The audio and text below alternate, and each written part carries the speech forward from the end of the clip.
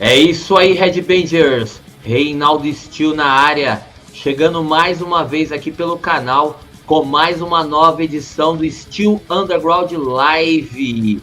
Sejam muito bem-vindos a mais um conteúdo aqui do canal. E hoje, live super especial aqui, ó, com uma banda aqui muito aguardada aqui no canal e também aqui no Brasil, a banda colombiana Witchtrap. Estou aqui com a minha amiga Gabi. Salve, Gabi, que vai estar participando da entrevista. Salve, salve, galera, tudo bom? Tudo bem. Be welcome, thank you, your presence, Hugo. Hi guys, my name is Hugo. I'm drummer in Witchtrap, and so expecting to finally meet you guys and be here. So go ahead, let's do it metal and talk about it. Ele se apresentou, falou que ele é o baterista do Witchtrap e está ansioso para finalmente ver a gente. Bacana. Vamos iniciar então, Gabi. Perguntar pro Hugo. Hugo, você e o seu irmão formaram o Witchtrap em meados do ano de 1992. Como foi o início da banda? O nome realmente foi inspirado no clássico filme aí, Witchtrap, A Night of the Witches? So the first question is, so you started Witchtrap with your brother, correct? Yeah, that's right. 1992? Yes, in 92. Cool. Actually, So, the story. Tell me. just the entire question. Tell us a little bit about this, and please tell us. The question is if the name of the band was inspired in the movie. Yeah. Okay. So go ahead, please. Okay. Witchtrap is a band that has two parts, because my brother and me started the band very inspired by the death metal band from Colombia called Massacre. This band gave us an idea to start to think to create a band.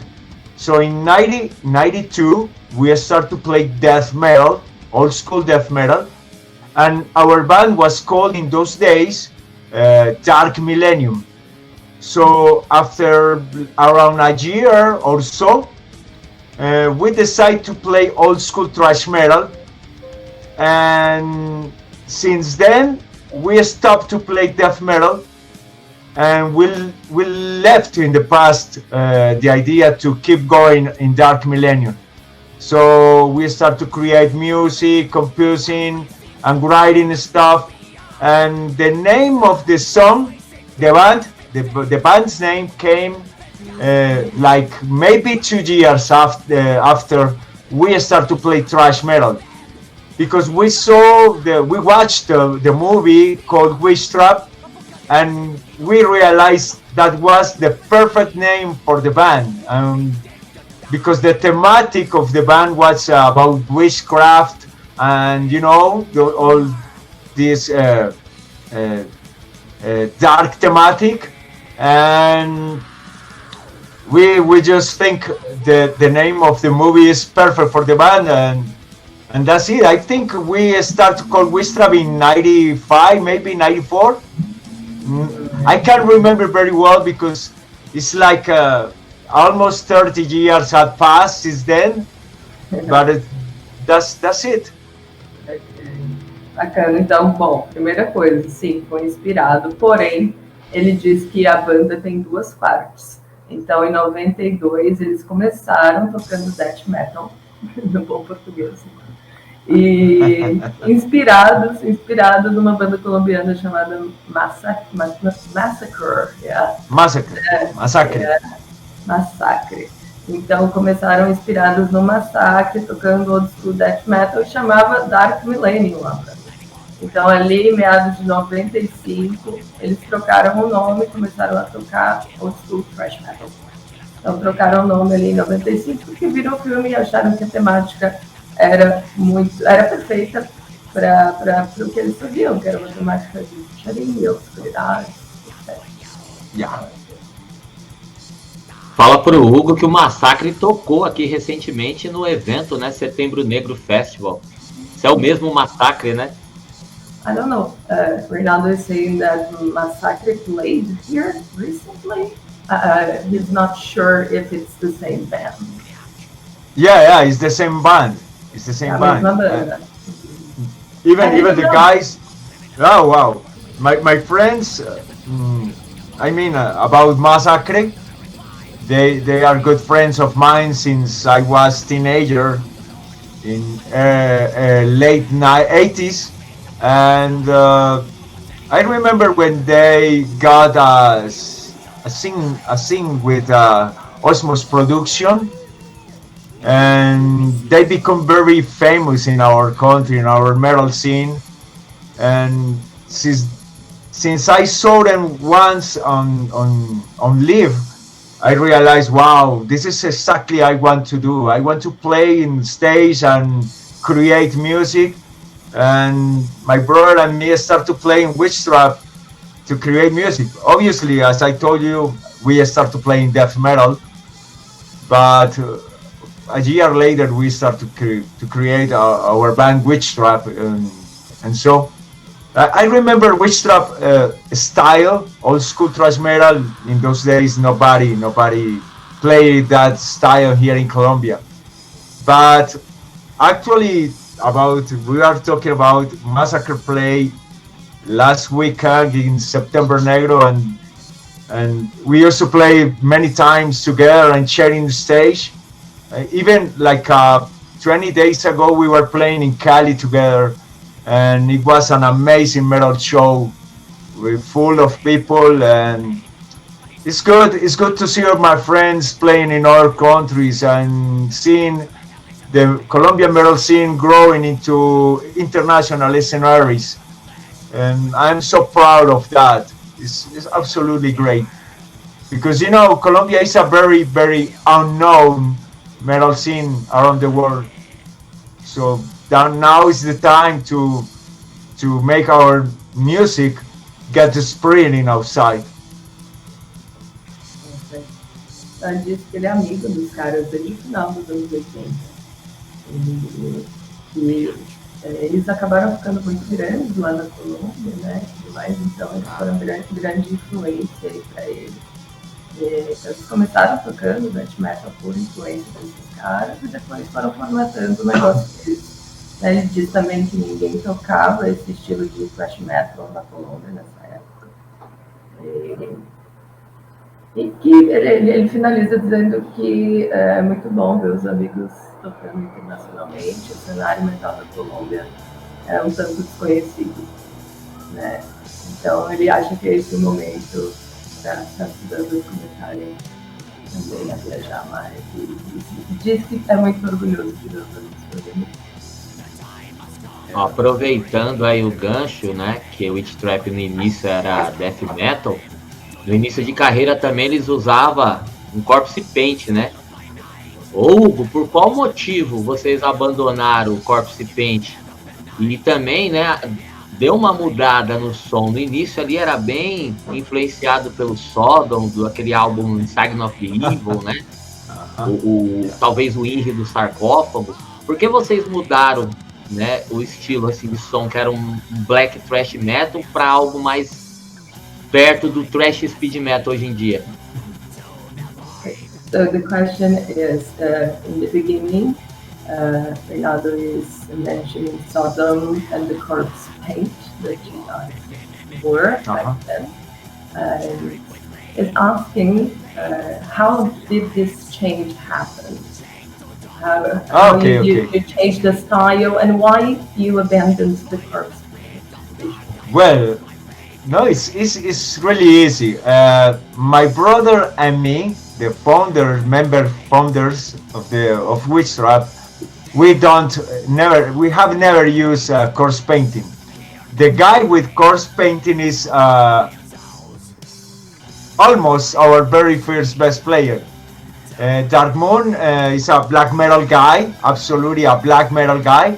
He has a band called Erstebeth, and he used corpse painting. So we respect his way of thinking and using course painting like a personal performance. So when he was playing in Witchtrap like 3 years, since 1999 until 2002, he can use the course painting, but my brother and me never use course painting. So once Darkmoon left the band, and Edison came to the band in 2003, we had never used a course painting. So there's only one guy in the band that used the course painting performance. So that's it. It's very simple. Ok. Bom, ele disse que ele e o irmão nunca usaram corpse paint, na verdade. Eles tinham o primeiro baixista da banda. Can you repeat his name? His name is Alex, but we call him Darkmoon. Darkmoon? Darkmoon. Ah, ok. Então, o nome do cara é Darkmoon. Então, ele disse que ele foi o baixista até 2002 e esse cara é uma figura black metal. Então, ele sempre usou o corpse paint e ele saiu da banda em 2002. Né? Ele diz que respeita muito todo o visual do cara, a performance dele e tudo mais, mas ele e o irmão nunca usaram. Ah, bacana. Bom, vamos falar aí do primeiro, né? Primeiro registro, o EP, que o Witchtrap lançou em 2000, que trouxe clássicos aí como The Maniac, a faixa Witchtrap, Commander of Hate, e já contava, né, com baixista, como você disse aí.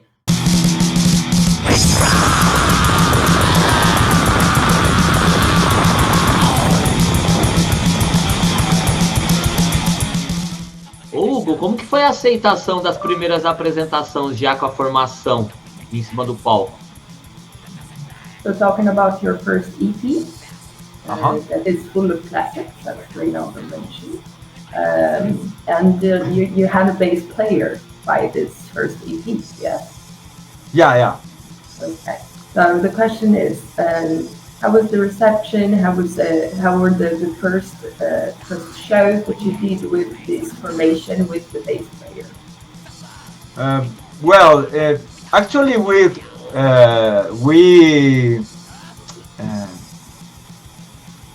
we hired Darkmoon into the band in 1999, and we started to play a few local shows in Colombia, especially in Cali and Pereira. Those two cities were the very first shows we did in Colombia in that time.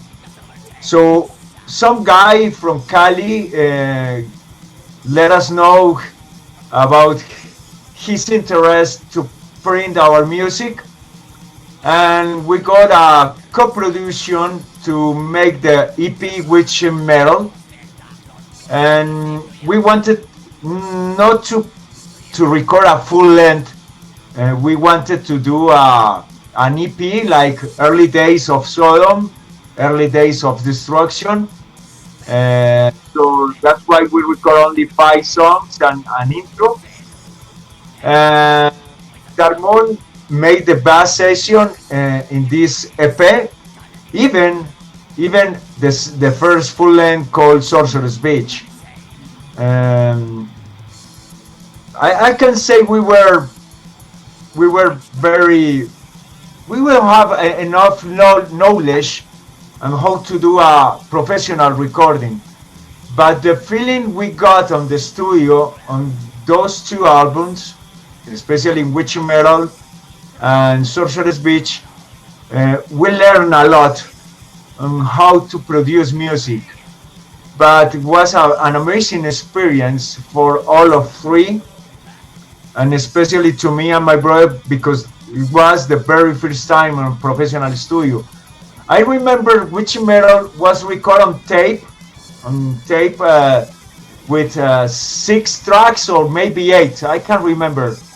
And I remember we have to do a lot of resources to understand how to record, because the sound engineer in the studio has to teach us a lot of elements to make a good recording, but we only take like 4 days to record all music and make the mix and the mastering. So we don't have a big budget to make it possible. So we have to make it as fast as we can. So it was a lot of fun, a lot of stress as well. But actually, since today, from my point of view right now, I think was a very fun time and enjoy it, you know? That's it. Bom, vamos lá. Ele diz que em 99 eles contrataram esse baixista, né? Então eles tocavam muitos shows locais e alguém em Cali, que aparentemente é o baixista, chegou demonstrando esse interesse em tocar com eles, então eles produziram um EP. Eles queriam mesmo fazer um EP, inspirados ali no solo, no Destruction, no começo, então eles não queriam fazer um full. E ele disse que eles aprenderam muito no estúdio, foi a primeira vez que ele e o irmão tiveram esse contato. Né? Eles gravaram em tape, né? Em 6 canais, no MC3. Yeah. Mas diz que aprendeu muito, eles tinham só 4 dias para fazer toda a gravação, para fazer mix, master, em 4 dias, porque o orçamento era um tanto baixo. Mas diz que hoje olhando para trás, foi uma experiência muito foda para eles, né? Se divertiram bastante. You know what? I can't remember. It's fun because the Witch Metal EP was recorded on Holy Week, since Tuesday, Friday, Saturday, and Sunday. Only those 4 days we have to record it, and it's fun because 2 years later, in the same days, on Holy Week, we record Sorcerer's Beach as well. It's funny. Ele disse que gravaram na Holy Week, is that what you said? Semana Santa. Ah, ok. Yeah. Então ele disse que eles gravaram na Semana Santa os dois, o EP e o full. Né? That's ironic. É um tanto irônico aí. Yeah. Hugo, no passado, muitas bandas, né, acreditavam nesse formato EP. A gente vê que o Witchtrap ainda continua, né, apostando no EP. O que você acha de um EP? Você acredita que ainda tem espaço no mercado? The question is that you guys stick to EPs a lot, so it's a format that you guys have used a lot, and many bands stick to it still. And so the question is, what's your view? What's your take on this format? I think EP is like the spirit of old school metalheads, you know, the underground feeling. And not many mainstream bands used to have EPs, but the EP has something that gives to the band the status of underground and keep the respect to real fans, because, you know, something is like a single, you know, single is for mainstream, but EP is something more real. And we used to do some EPs. We are not the biggest fan, but we consider EP is something very special to Witchtrap. And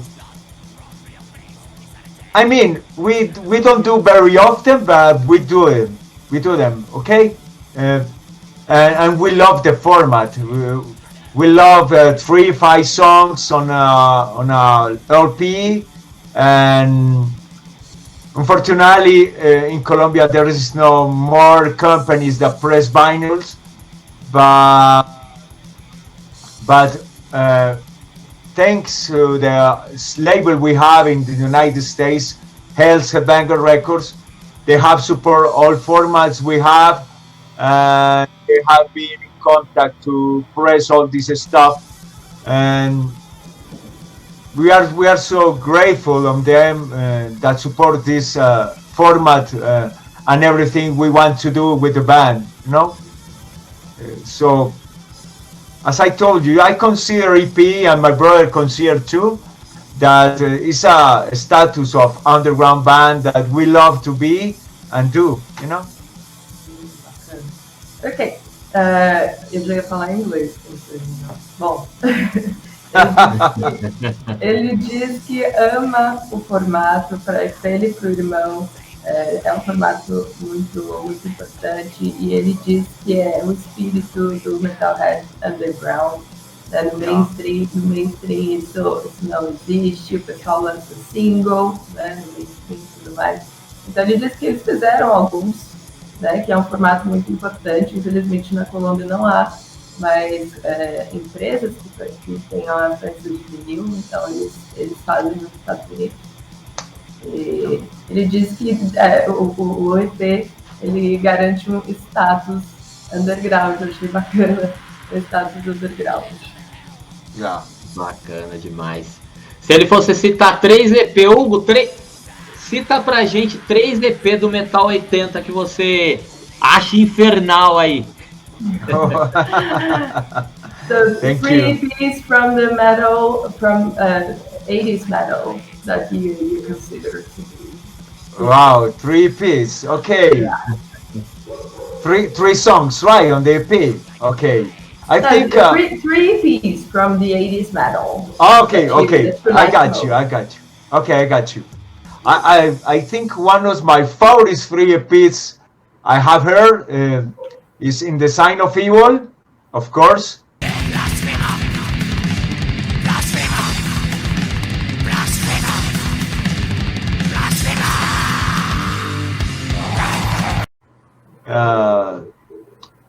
I have a problem here trying to say only 3. Emperor's Return from Catchy Frost.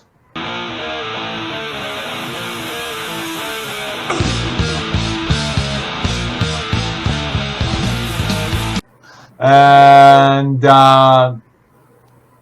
Hunting the Chapel from Slayer.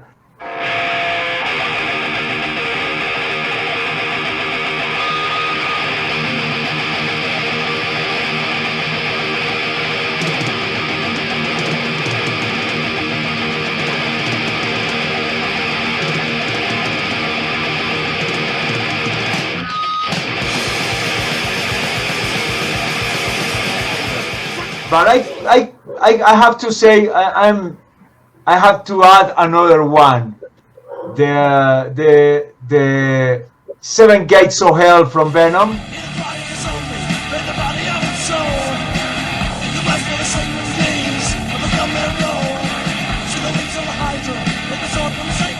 Venom, because my favorite band is Venom, absolutely. But I think these 3 singles are my favorite ever. So when I go into some metal party, I used to bring them spinning these albums, these EPs in metal parties with friends, okay? I think they are so fucking awesome, yeah. Bacana demais. É difícil, né? Escolher só 3 é difícil. Ele falou que estava tendo um momento difícil ali para escolher 3, mas ele falou 4. Então, menção honrosa ao Venom. Yeah. 3 are few, you know. 3 is few to name, but it's hard to say only 3 after many EPs we have in metal music.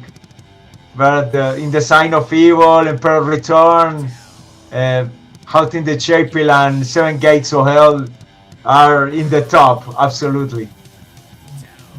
Bom, eu acho que isso não precisa nem de tradução, né? Bacana. Yeah. Ô Hugo, Desde o primeiro trabalho que o Witchtrap gravou, o álbum completo, o álbum Sociais, as letras sempre falam sobre bruxaria. Qual a relação do Witchtrap? Seria só o nome ou vocês são adeptos mesmo da bruxaria?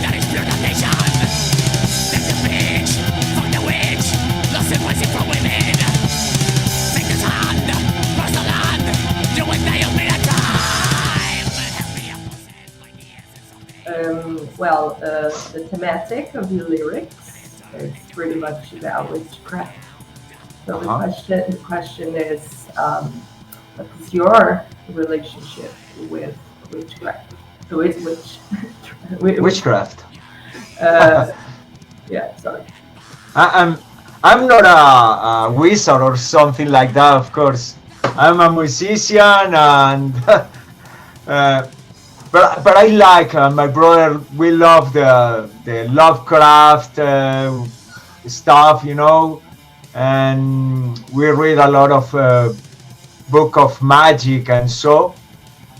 And we love we are very influenced by metal music that has this touch of thematics, like early Possess, of course Venom, and early Destruction, and we want to give a direction to our music in this way, in the way of talk about witchcraft and magic and dark thematics, but we use them in the same way. Like let me see you the translation of this word.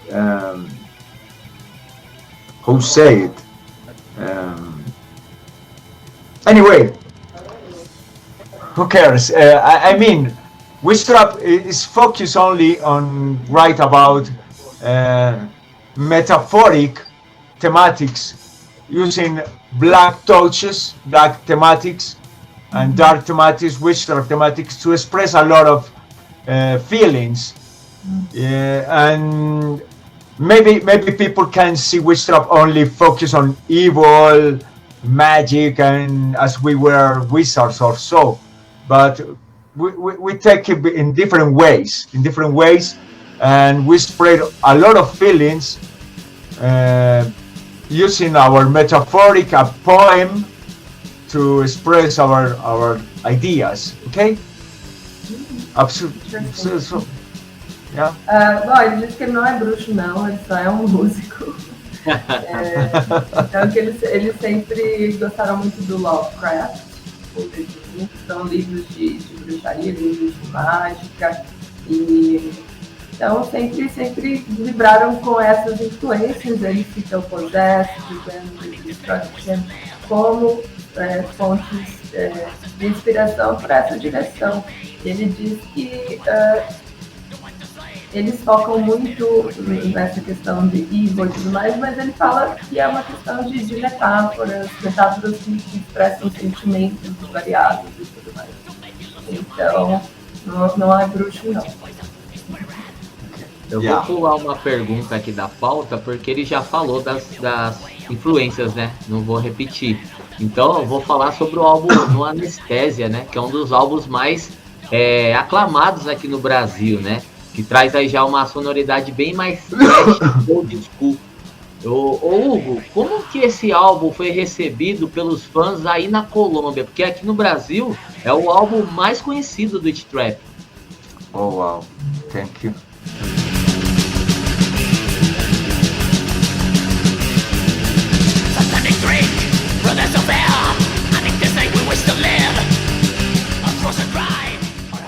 Well, the question is about your album No Anesthesia.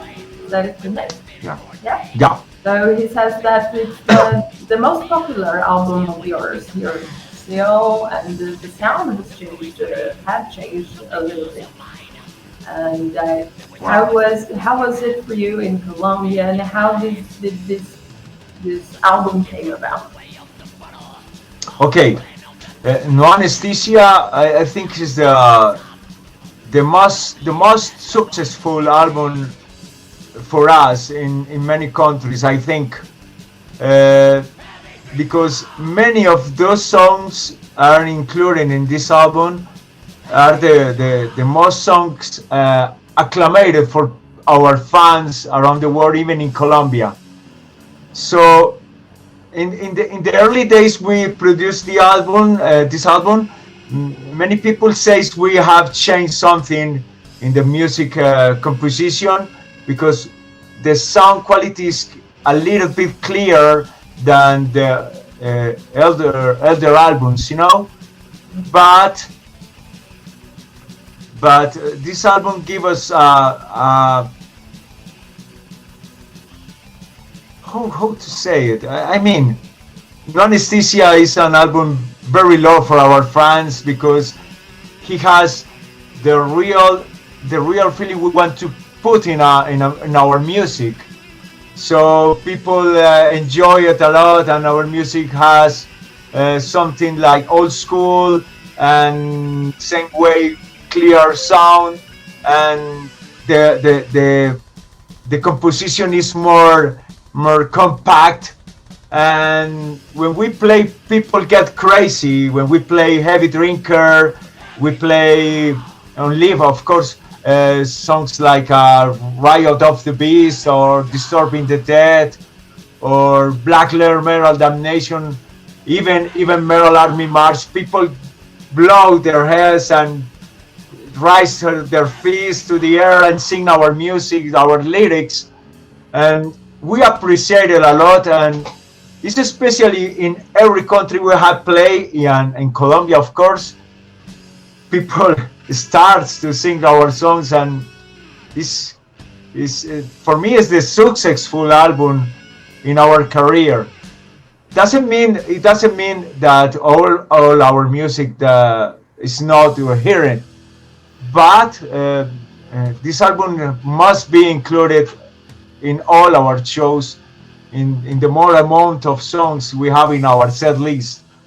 And Brazil will be not the exception. We are going to include a lot of songs of this album. Obviously we have 5 full lengths, and we have to make a good set list that can run for all our discography. But we have more songs from No Anesthesia, and even Sorcerer's Beast too, because it's our very first time in your country, and we want to show and share this energy with all our fans in your country. But I to give you a way of the power of the band of darkness, bears your name in the night. It was out. Don't believe, let's go on the train.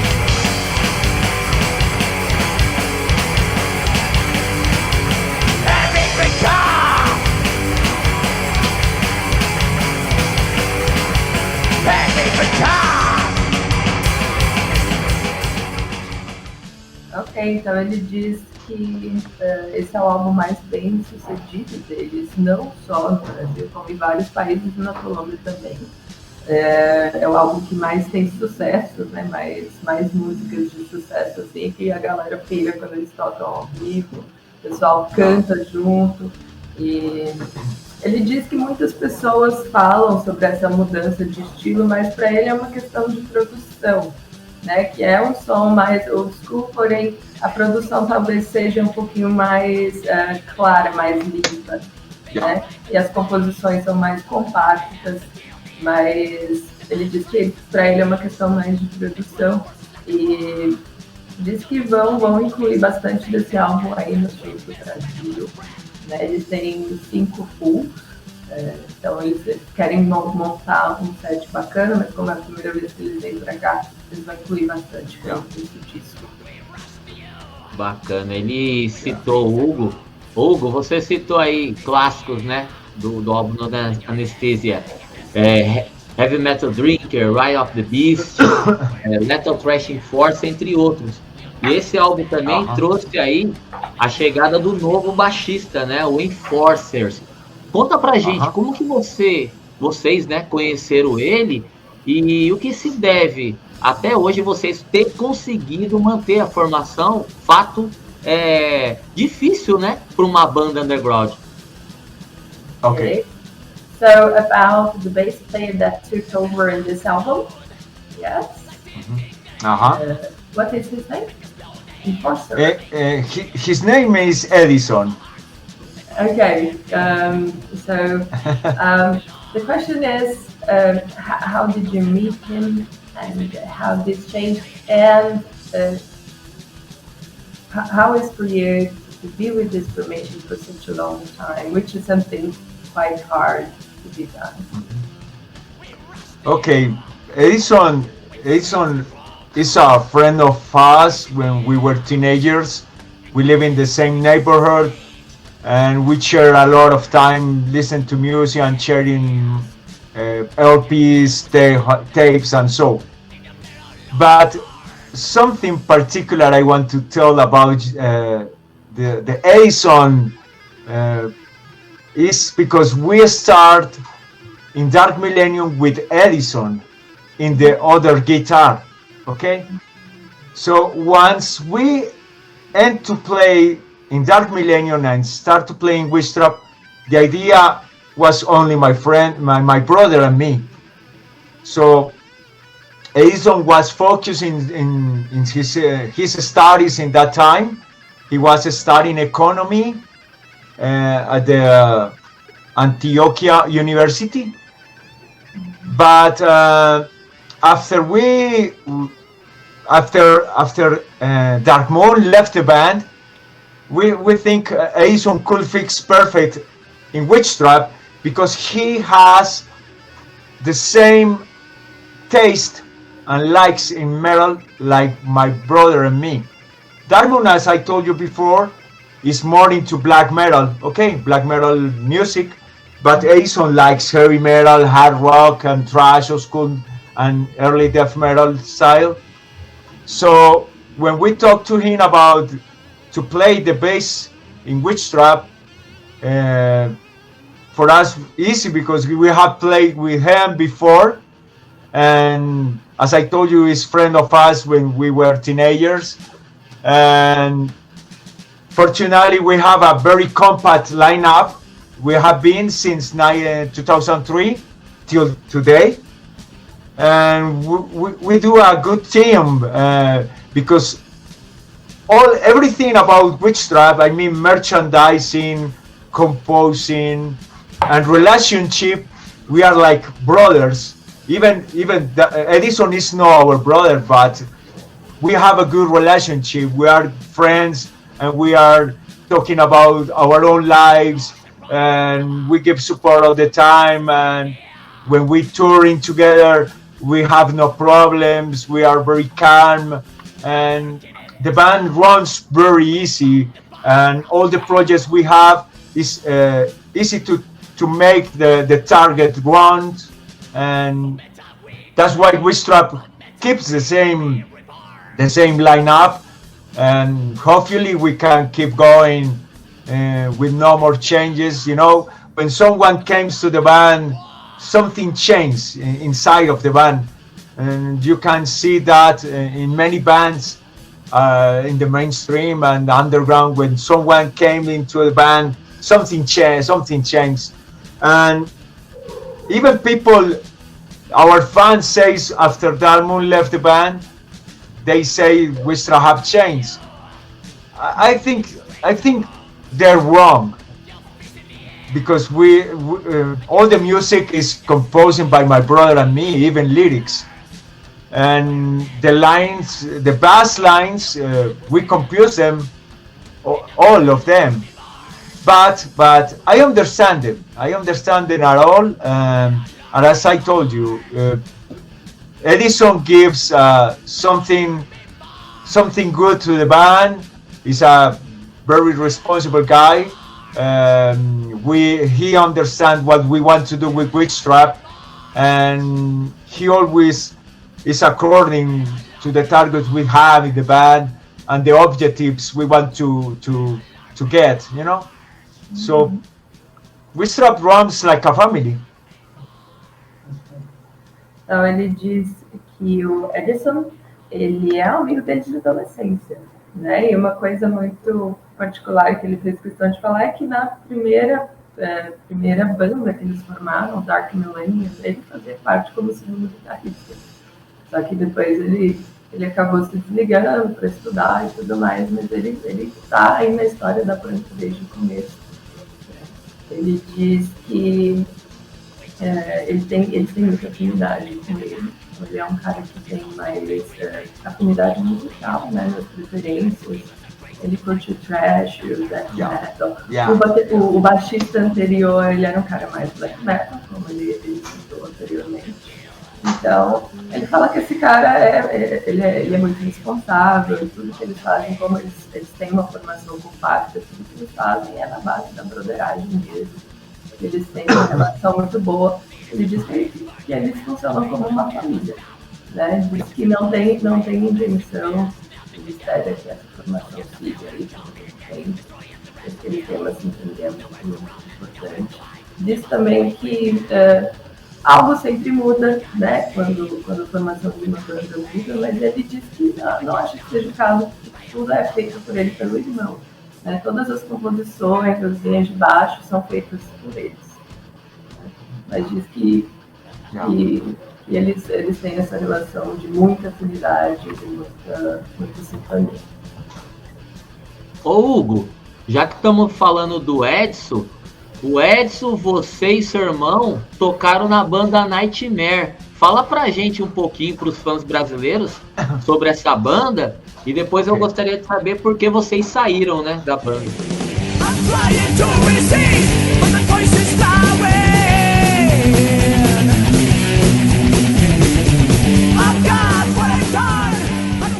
I mentioned in the band Nightmare that your brother and Edison played. Yeah. So can you tell us a little bit about it and why did you leave? Okay. Nightmare is actually is a Reaper's band, my brother band. He started.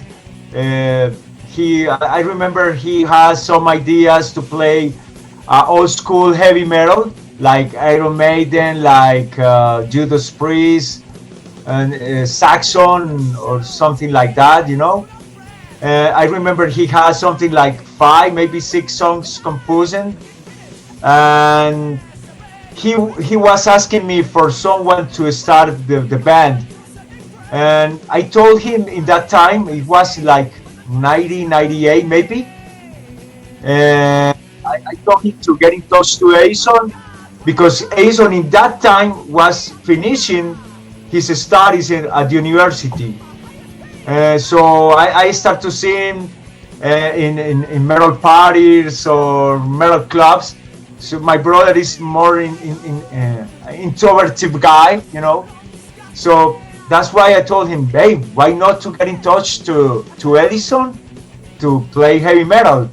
He's a good guitar player. He's not a bass player. He plays bass in Witchtrap, but actually he's a guitar player. So I remember that my brother got in touch to him and they start to practice. Besides, my brother recruits a bass player called Camilo. He played with my brother and me in a grindcore band called, we called this band Grotesque. But the bass, he left the band very fast. He played with us like maybe 1 or 2 shows. And the drummer, the first drummer of Nightmare was Orlando. Orlando is a drum player, and he played with Harmon in a band called Ercebe. As you see, we are like a family because we are in many bands running in between us, but Orlando wasn't one to play more heavy metal. He is focused in playing fast and black metal, you know, stuff like that. So for the first show, Nightmare was hired. Orlando left the band, and my brother told me that if I can help them to play drums in that show. And after that, I get into the band. And the reason I left the band was because I was left in Witchtrap, and Witchtrap was growing, you know, like many people was into the band, and our label in the United States, Hellheadbanger Records, was asking more from Witchtrap, and I was trying to motivate Nightmare and get more people, but this was stopping me to help Witchtrap. You know what I mean? Yeah. So I have to make a choice in that time. It was like 2012, maybe 2013. So I have to talk with the guys in Nightmare and told them, hey guys, I need to focus on Witchtrap because Witchtrap is demanding time on me. I need to move more the band because promoters in other countries were asking to help Witchtrap to play in Ecuador, Chile, United States, and maybe some interest to play in Norway. So I need to make this choice in my life to choose one band working, and that's why I have to leave Nightmare. I am a good friend of the band and all members in nowadays, and maybe you don't know this, but my brother left the band like 2 years ago or so. He has to leave the band too, but now Nightmare is Enforcer Edison in the guitar, and the same bass player from the High Speed Venom first album on Nightmare. They are the leaders of the band. They have new musicians, very good musicians indeed, and even they have done a new album. The fourth album is out like a month ago maybe, and we support them a lot. We are friends, and we are keeping in touch with all of them. You know, it's like a family, I told you before. But the main reason I left Nightmare was because I have to focus on Witchtrap or focus on Nightmare. But that's it. Bom, o Nightmare é uma banda fundada pelo irmão do Hugo. Então a ideia era uma parada mais old school heavy metal. Eles citam o Maiden, o Judas e o Saxon. E ele tinha algumas músicas. Ele disse que o irmão era um pouco mais introvertido, então ele acabou fazendo essa conexão com o baixista, né? Com o guitarrista, na verdade, porque ele não é baixista. Ele toca baixo no Witchtrap, mas o cara é um bom guitarra. Então ele fez essa conexão, e com outro cara que é o Camilo, que tocava com eles numa banda chamada Grotesque, Grindcore. Então o primeiro batera aí acabou saindo, né? Esse batera aqui também, ele é um cara que já estava mais envolvido numa parada mais rápida, ele queria tocar mais rápido, o Orlando, e ele acabou ajudando, então ele entrou na banda aí, né? Bom, sobre ele ter saído, ele disse que estava sentindo a necessidade de focar no Witchtrap, que a gravadora dele estava pedindo mais, então começaram a aparecer mais oportunidades de tocar em outros países, até mesmo na Noruega, nos Estados Unidos. Então ele precisou fazer essa decisão de sair da banda para focar no Witchtrap. Ele fala que o irmão dele saiu também há 2 anos atrás, mais ou menos. Então hoje a banda tem uma outra formação, ele elogiou bastante, diz que lançaram um álbum mês passado. E para eles é uma grande família, eles estão sempre movendo as peças dentro da cena.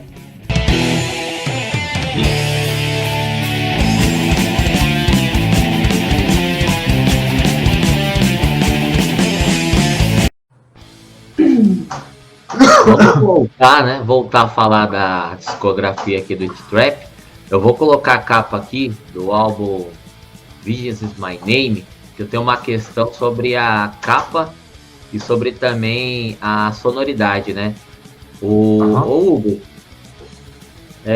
o álbum Visions is My Name trouxe aí uma aula de speed metal, cara. Gosto muito desse álbum. Não tem como não se empolgar com faixas como Winds of War, Dive to the Core e o clássico batizado de Metal. Eu gostaria que você falasse aí desse trabalho E dessa capa aí, que é uma capa diferente das demais, né? Traz aí um elefante, né? Bem feroz, né, na capa. So, Reinaldo is complimenting. He says that he really likes this album and he says that it's a speed metal lesson. Yeah. And he wanted you to comment a little bit on the cover art because it's a bit different and what was the concept for this. And the sound. Okay. Yeah. I think this is the Vengeance is My Name is my favorite album on Witchtrap discography. It's my favorite for sure. But this album was a kind of stressful time to produce it because we take something like 2 years in recording, mixing and mastering. 2 years. That time was the stressful time I had because Banger Records was asking me to have an album as sooner as possible. But I was working at the same time with Nightmare to make him get more exposure and spreading out there. Even I get 2 contracts with German labels to produce Nightmare stuff. So it's great to ask me about Vengeance is My Name after the question you made me for Nightmare. In that time of the production, this is the best time we got be very satisfied with the production because we start to make them by our own self and record everything in our home studio. This album, drums, guitars, bass and vocals were done in home.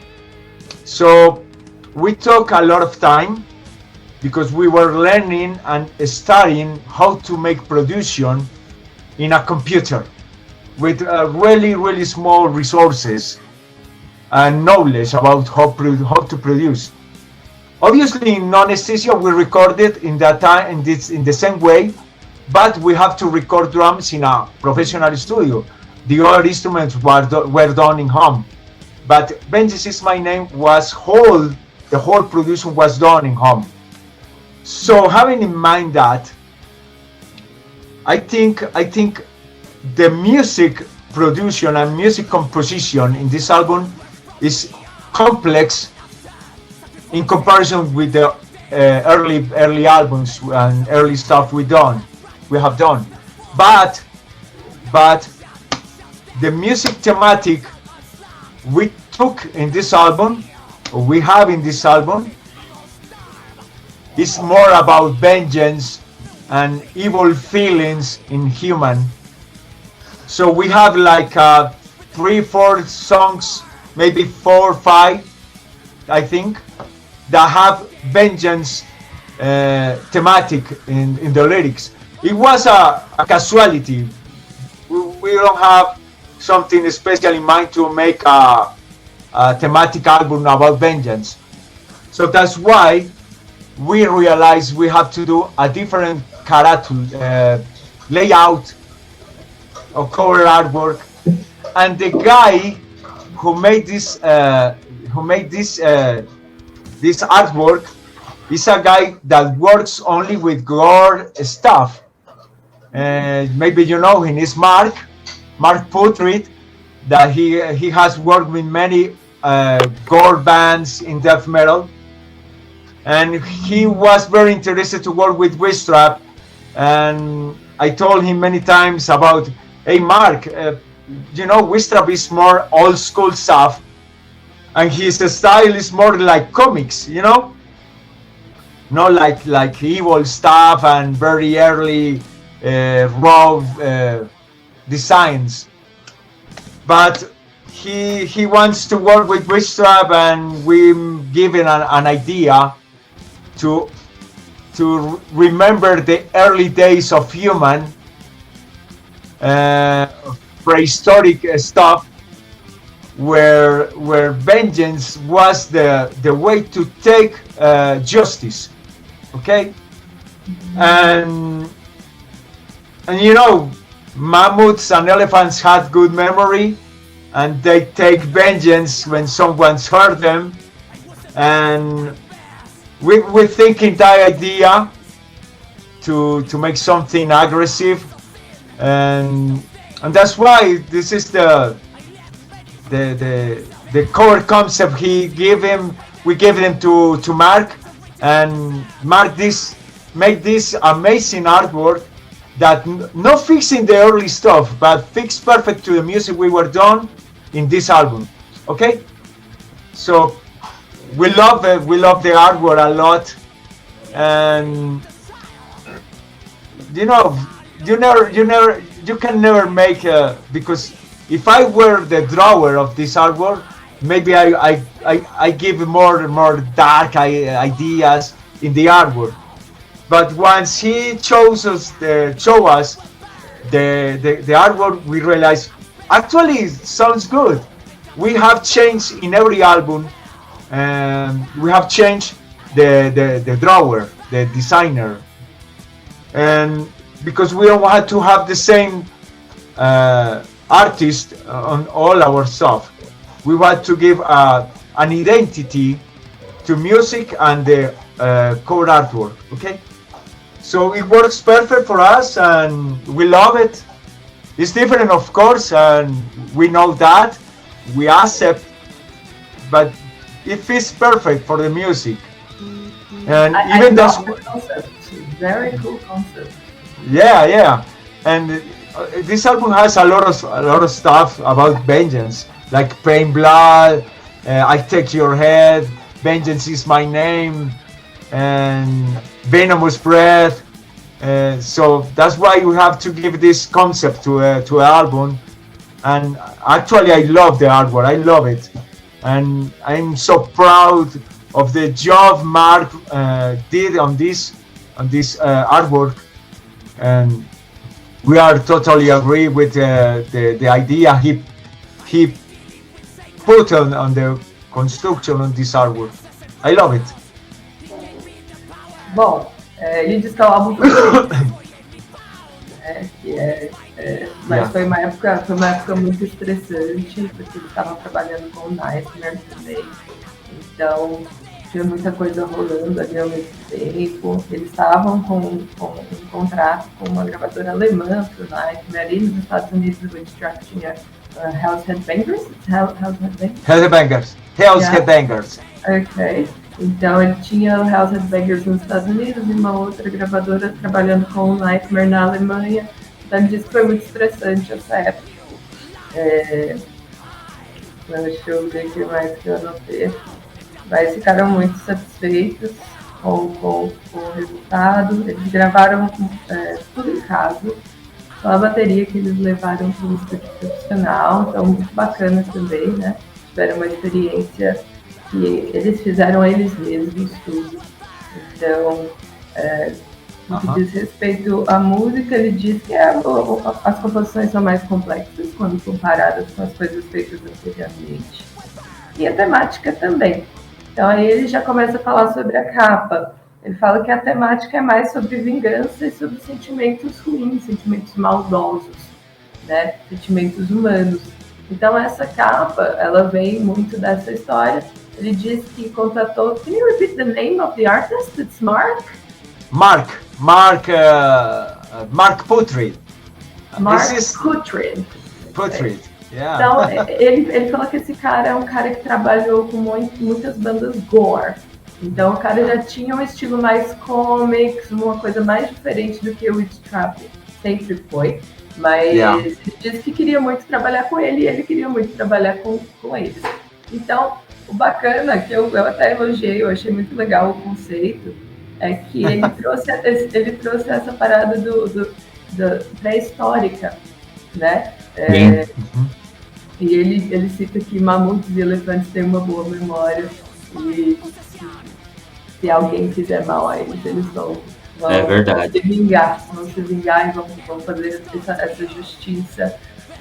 Então ele trouxe esse conceito para o artista, que é um conceito de agressão, né, um conceito de vingança, desse sentimento pré-histórico humano, desse sentimento, digamos, antigo, né? Esse sentimento.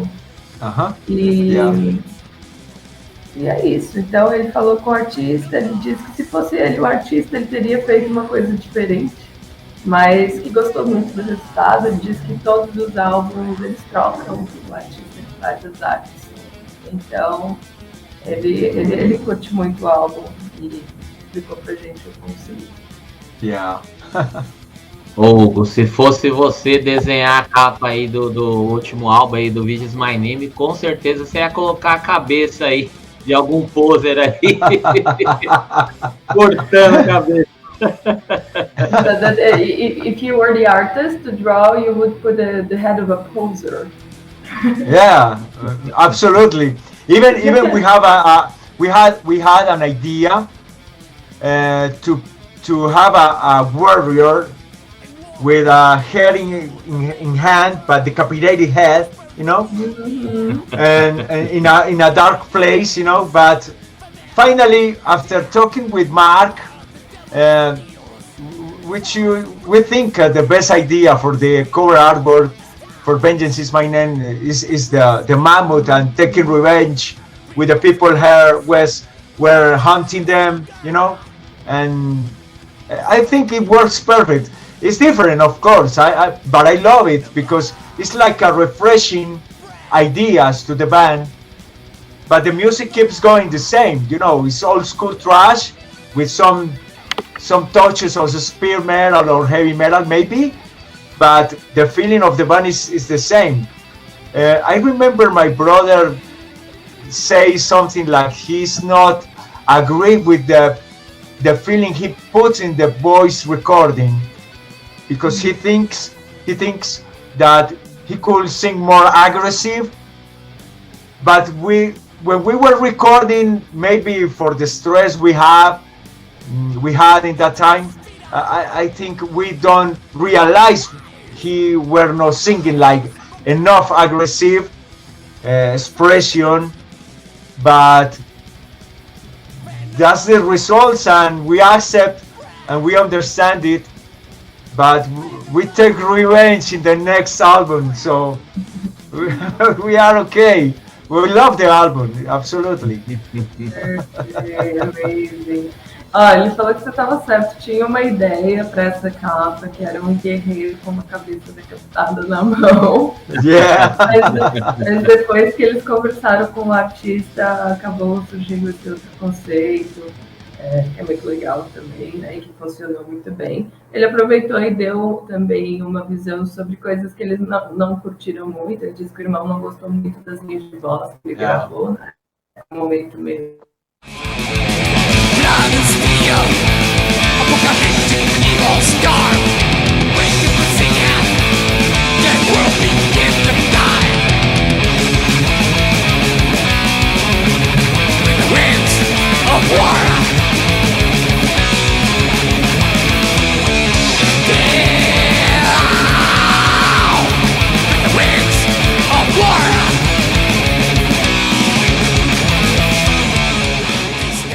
Hugo, eu falei aqui no Brasil com o Alex, vocalista do Massacre, e ele falou a respeito da Colômbia ser um país mais violento do mundo.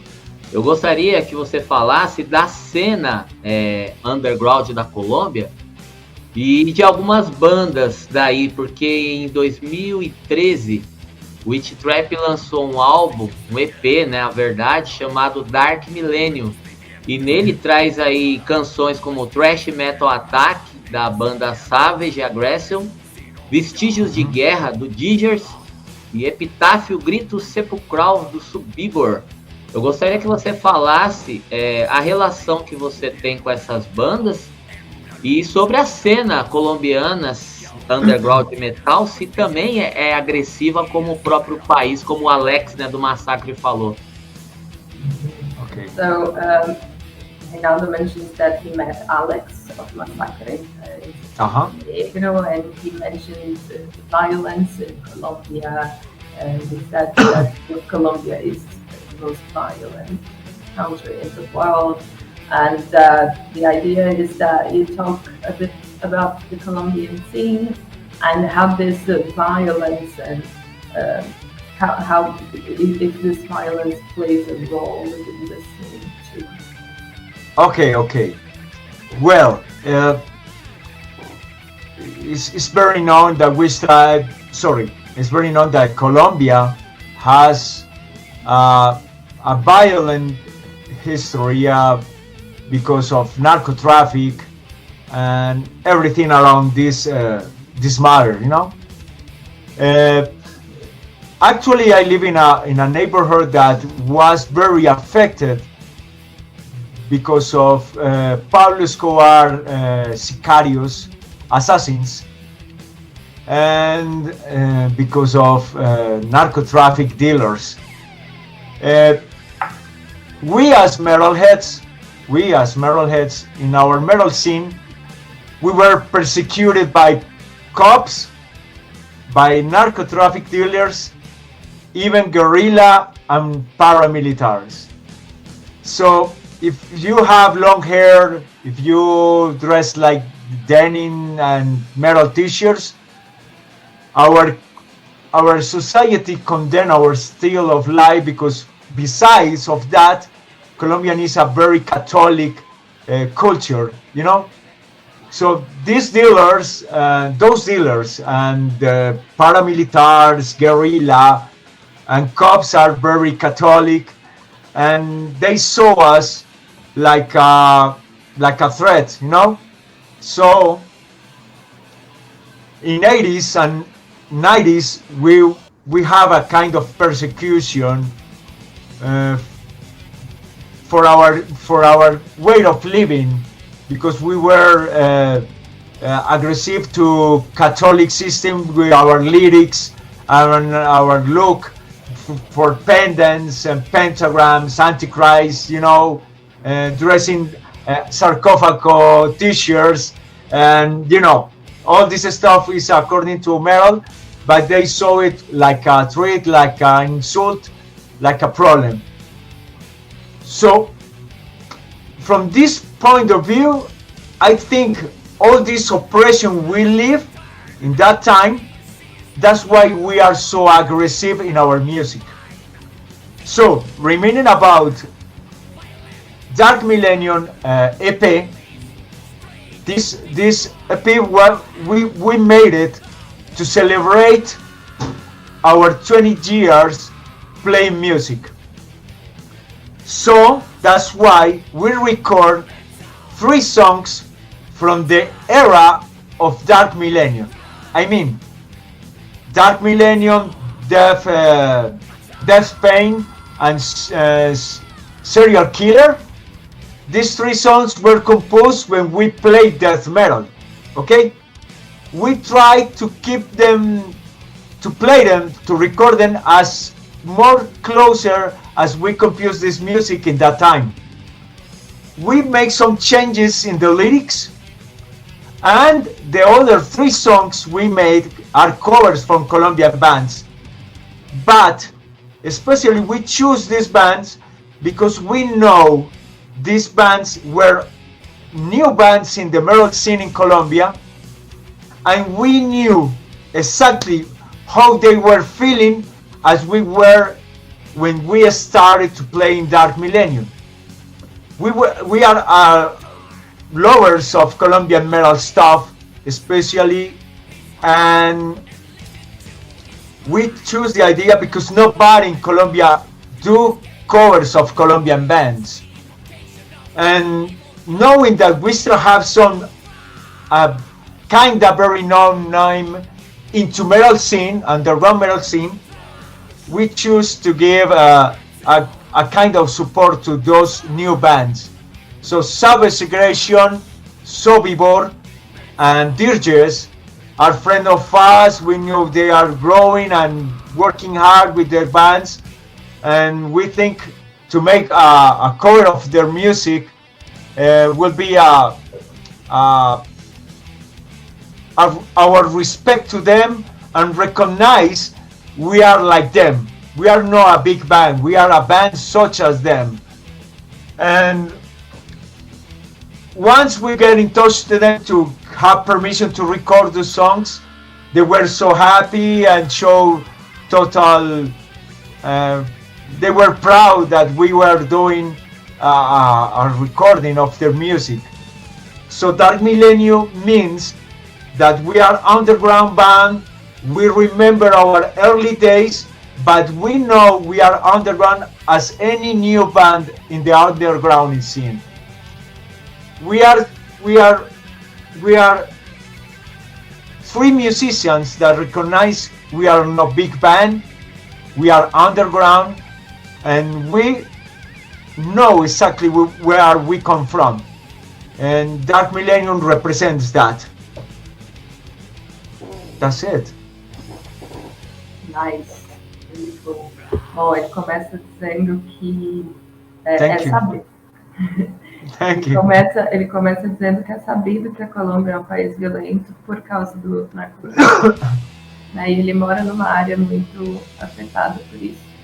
Ele diz que os metalheads nessa época, a galera nos anos 80 e 90, foram muito perseguidos, não só pela polícia, como pelos narcotraficantes, organizações paramilitares, guerrilha.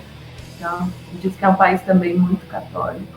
Então, todo o visual, todo o estilo de vida deles eram vistos como uma ameaça, como um insulto.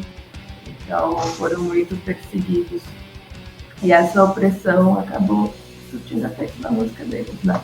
Uma música mais agressiva e tudo mais.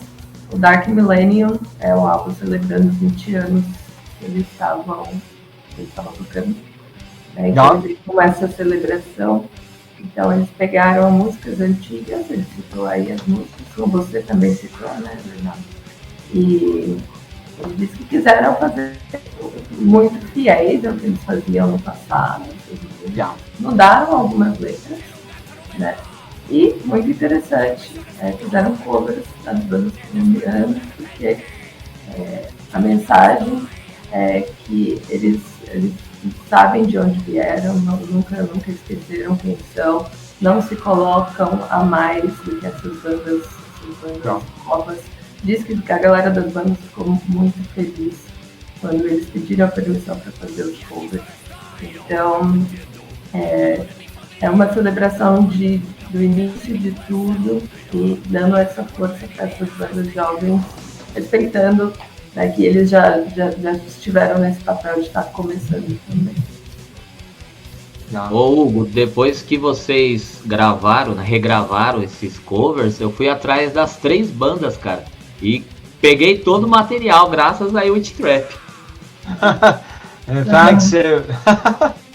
He's saying that after the material, he was after the bands, and he got everything from these bands because of you guys. So I think that your mission was accomplished. Yeah. Wow, that's great. That was our target. We know Colombian metal bands has enough exposure out there, far from Colombia, so if we can help any band from Colombia, I will do it. I remember an experience that I had when we were brought to a festival in Oslo in 2014. And I remember the metal bar in Oslo hired me to work like DJ in the metal bar. So you know what? I thought this is the perfect place to show Colombian metal stuff, and I brought a lot of material that I have from Colombian bands. And that night, in the metal bar, in Caniven Bar, this is the name of the bar, I played only Colombian metal stuff, and was amazing, very amazing, and was a very big surprise to me, because once I start to play spinning the Colombian stuff, many people, each band I play, many people asking me, hey, what band is this? Sounds pretty awesome. It's a kick-ass stuff. Can you give me contacts or links to listen to their stuff? And I think I accomplish, as you say, Gabriel, I complete the idea, and I'm a big supporter of Colombian stuff, especially Latino American too, because I know Latin America actually has gone some name into the mainstream, but I would love to all Latin America get the exposure that we deserve, because European promoters are not are not involved into our stuff we have, and we have amazing bands in whole, since Mexico to Chile to Patagonia. We have a lot of great metal stuff in all Latin America, and each band I discovered from Brazil, Chile, Argentina, Paraguay, Uruguay, Peru, Ecuador, Venezuela, a lot of countries. And when I heard the stuff, I think, wow, this is really amazing. Why they haven't got enough spreading out there? And maybe the bands is not enough the work we do, but promoters need to have to work together to spread our music out there. And Europe promoters take our music like underground, but they are not interested to produce our music in a big media. You know what I mean? So if I can do something to support Latin America and Colombia, of course, I do my best effort to make it happen.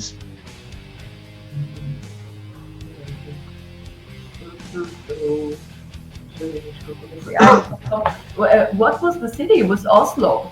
Oslo. Yeah, okay. Yeah. Então, ele conta que ele diz que essa era a intenção mesmo, né? Você foi atrás das bandas, então... No problem. A missão foi cumprida. E ele diz que ele contou uma anedota que ele estava em Oslo e que ele foi contratado para ser DJ, então sempre que ele pode, ele vai puxar mesmo a sardinha para o lado do metal colombiano e do lado sul-americano também. Então ele diz que ele levou todos os discos deles de bandas colombianas e surtiu um grande efeito. A galera começou a vir perguntar o que é isso. Então ele faz esse trabalho de grande divulgador aí. E ele diz que os europeus tratam a gente mesmo como underground, os promotores europeus não estão muito afim de produzir a gente, não há grande exposição, né? Então ele faz isso, ele tem essa postura, essa atitude de estar sempre promovendo, de estar sempre divulgando o trabalho das bandas colombianas e sul-americanas. Hugo, já que você tem esse trabalho aí como DJ para divulgar as bandas colombianas, indica algumas bandas colombianas para a galera aqui do Brasil ir atrás. So now do your stuff. Can you suggest some Colombian bands for us? Okay, I have hundreds. Oh my God. Okay, no, yeah, I have a lot of bands to name. But especially my favorite Colombian band is Soul Segregation, okay? Yeah, we have talking about them. But I can name bands such as Revenge. It's a speed metal band with heavy metal touches. And there is Bloodlust. It's a pretty good band. From Bogota, I know bands such as Perpetual Warfare. And there is a very old band called Neurosis Inc. It's a very old band, but it's an amazing thrash metal band. And there is, of course, Sobibor. I love them because they have the old school stuff feeling from Colombia. They sounds like, to me, they sounds like Parabellum, Reencarnación. Obviously, Reencarnación is one of my favorite bands. It was the very first band I saw on live here in Colombia. Obviously Massacre. There are many bands. I have too many. There is Skin. It's a black metal band from Medellin. And there is another band, new band, that plays an amazing black metal stuff. They're called GOC, G-O-C. It's an amazing band. Really amazing band. Nowadays is another band called Triumph of Death. They play black metal, but they are so raw There is another band that plays death metal, Death Cult. I love them. Schizophrenia is one of my favorite bands from Colombia. Nowadays there is a new heavy metal band called Preacher, The Preacher. Wow, I have a lot of bands. I remember Dark Mantra. They are very old band and they play kinda black melodic metal. There is a band from Pasto called Dantalian. It's one of my favorite bands from black metal from Colombia. There is a girls band that play black metal. They are called Octagon. 2 girls, and they play fucking awesome. They play like early Dark Throne, and the feeling is absolutely killer.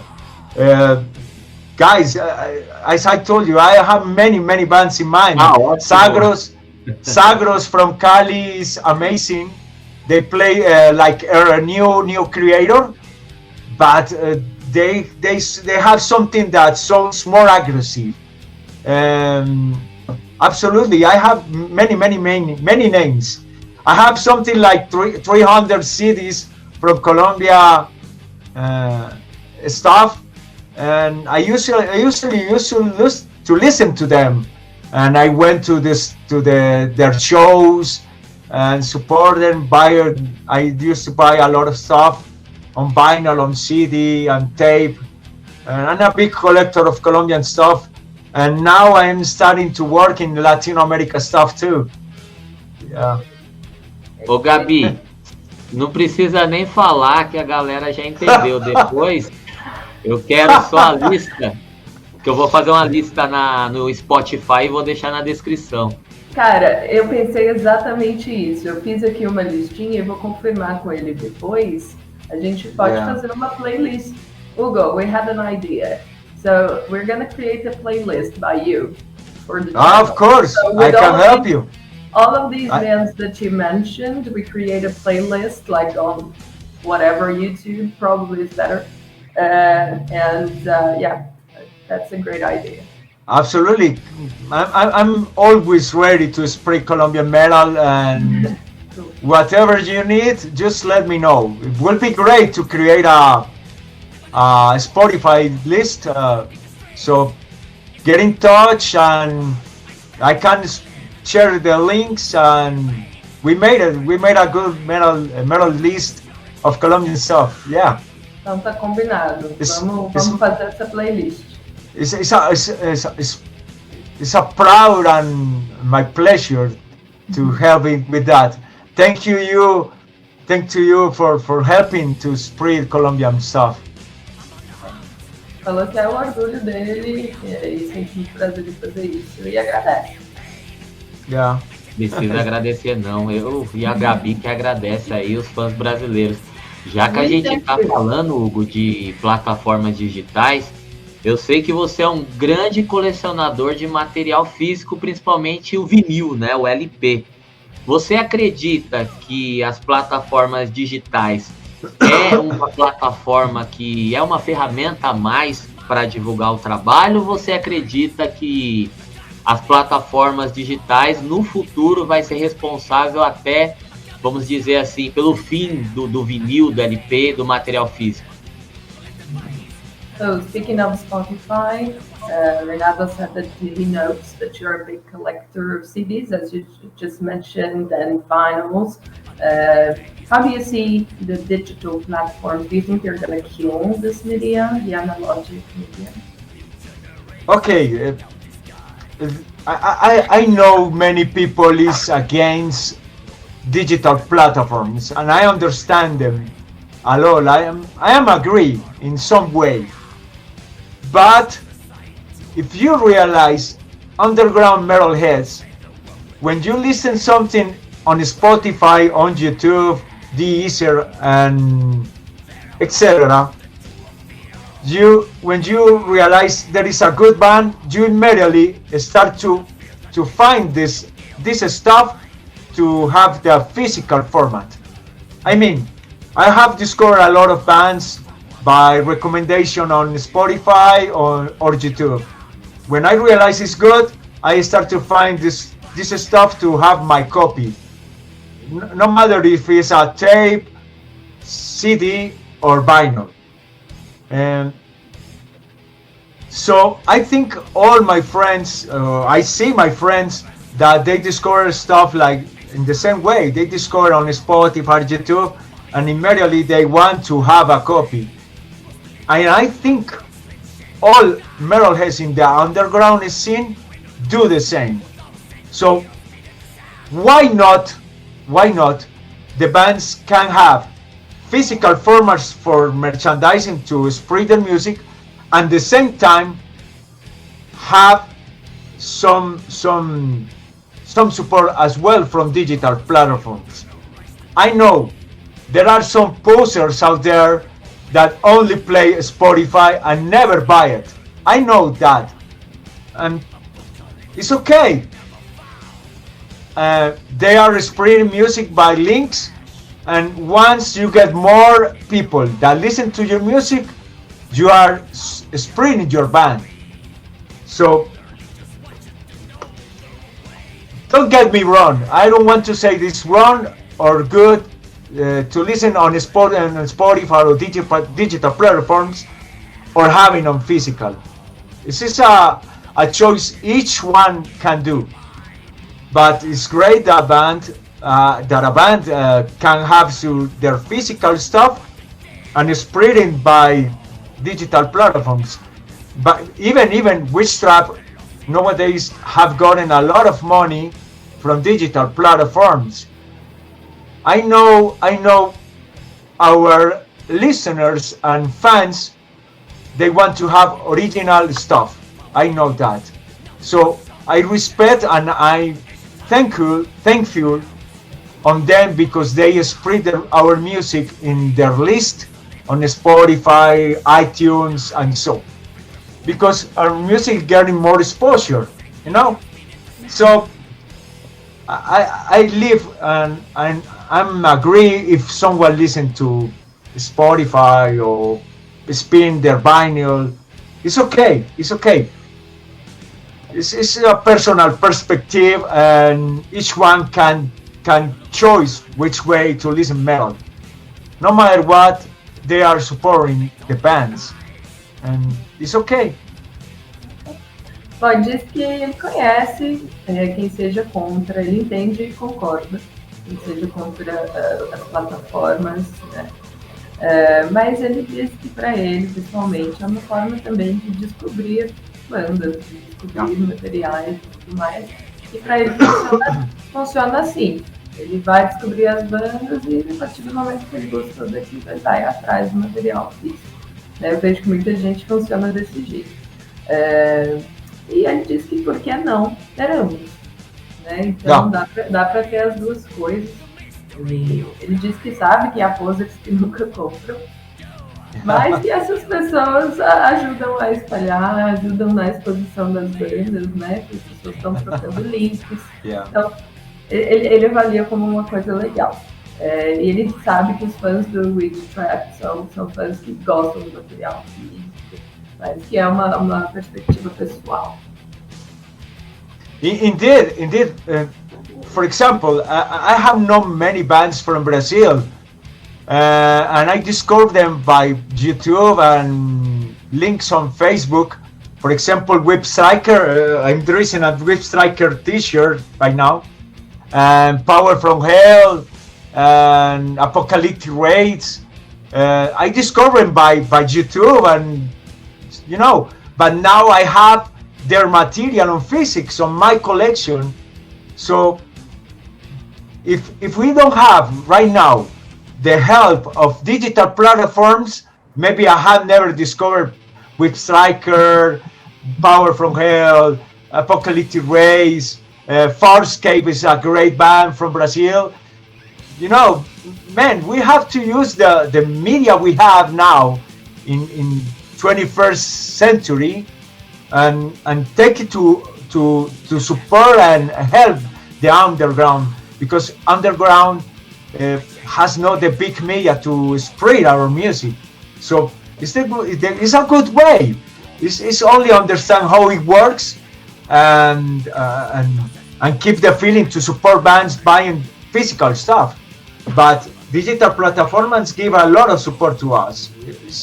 It's something that we don't have to put outside of our feelings, to our way to live in music. No. Ó, ele disse que conheceu muitas bandas do Brasil através de links do Facebook, através do digital, né? E que agora tem os materiais. Ele citou aí o Witchtrap, o Power from Hell, Farscape, o Apocalyptic Rape. Ele disse que agora ele tem os materiais. Mas ele disse que a gente tem que usar o que a gente tem, né? Porque a gente já não tem, a cena metal não tem uma exposição de mídia. Então, a gente tem que usar as ferramentas que a gente tem para espalhar o trabalho da galera. Concordo. Tanto que eu conheci o Hugo através do Power From Hell, né? Quando eu toquei, a gente trocou ideia pelo MSN ainda. Yeah. I don't know if you got it, but he said that you met for the first time through Power From Hell when it came out of play in the band, and you would talk in MSN. Yeah. Finally, we are going to meet in Brazil, and I appreciate it a lot. Yeah. Finalmente vocês vão se conhecer pessoalmente aqui no Brasil. Yeah. Com certeza, finalmente. Agora, Hugo, eu gostaria de falar do álbum Trap the Witch, que traz aí uma homenagem ao Leme, né? Vocês fizeram essa homenagem antes do falecimento dele. Como que vocês, o que o Motorhead representa na vida do Witchtrap? E fala pra gente assim, como que vocês reagiram, né, à morte dele? E se você sabe, se ele chegou a saber dessa homenagem, conta pra gente aí.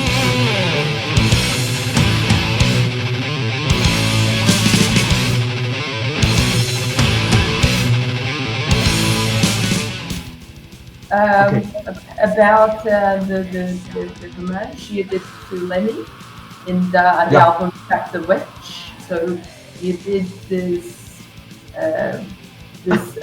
homage to him, and we want you to tell us a little bit about your relation with Motorhead, with Lemmy, and if you know if he was aware of the song, if he knew that there was this song for him. Okay, talking about Lemmy is talking about a kind of God to me and maybe to my brother. When I have never got the pleasure to meet him personally, but I have read a lot of interviews. I have watching a lot of interviews on YouTube, and I think Lemmy is most the respectful and irreverent person at the same time. He's a guy that has an objective perspective of everything about life, and is the perfect representation of rock and roll man and heavy metal guy must be. So, having in mind that, when we start to produce the Trap the Witch album, and my brother has had an idea to, because Lemmy's song is my brother idea on music and lyrics. When we saw him in the last year, 2015, his body looks like very tired, and we thought during this production on this album that we could give this homage in honor to his life, and everything has represents for all metalheads around the world. So you know something about the name of the song? We want to call in, to give the name Lemmy to the song. Firstly, we want to call the song Goddamn Bad Machine. But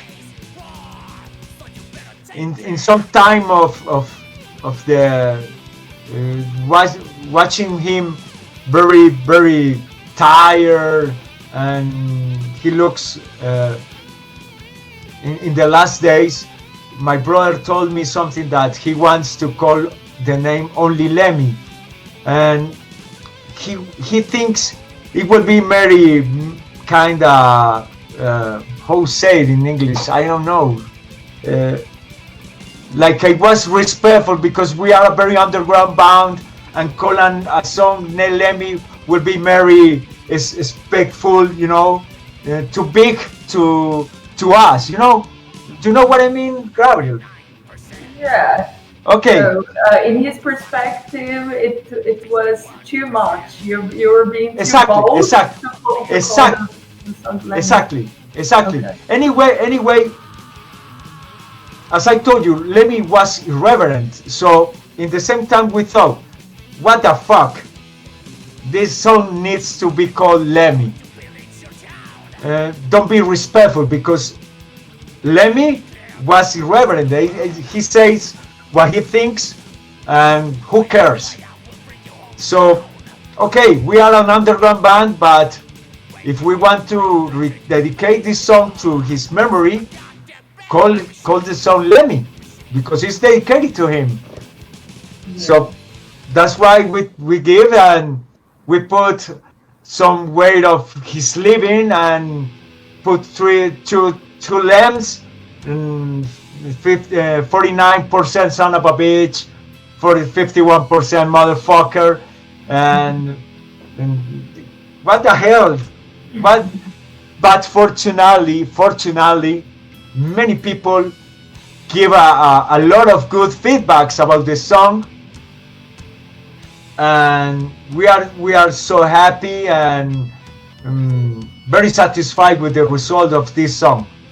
About Trap the Witch, it's for us is an album that has the real feeling of Witchtrap, like early Sorcerer's Beach, and the good production of Vengeance Is My Name, and it fits perfect.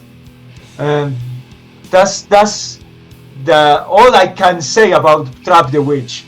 The music is aggressive.